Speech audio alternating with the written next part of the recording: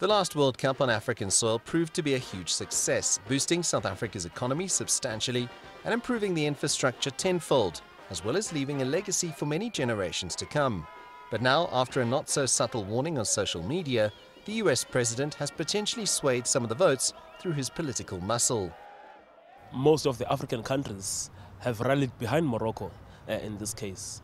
So the comments that President Trump has been making of late, especially on social media, threatening to cut the aid that the US has been providing to most countries around the world, specifically to African continent, is not something that is going to shake some countries.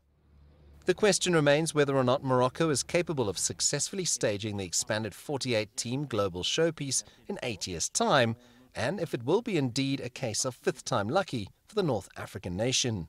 I mean, Morocco was vying for the 2010 bid with us when we won it a couple of years ago. And ever after, did they improve their stadia? Did they improve anything? Nothing has happened. They're just bidding.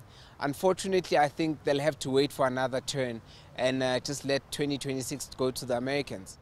The success of the 2010 World Cup in South Africa bodes well for a future African bid.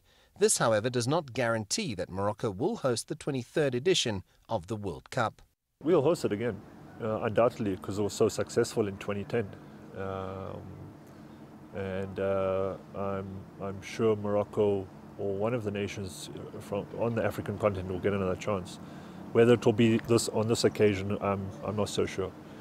But again, you know, it's you put your money on a particular nation to do it. They tick off all the boxes, but ultimately we all know that with regards to FIFA, it's not so simple.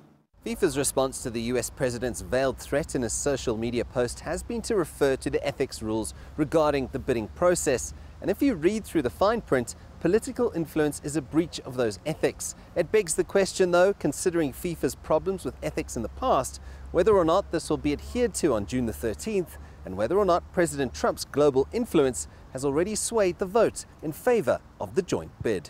Sias, Plessis, CGTN, Johannesburg.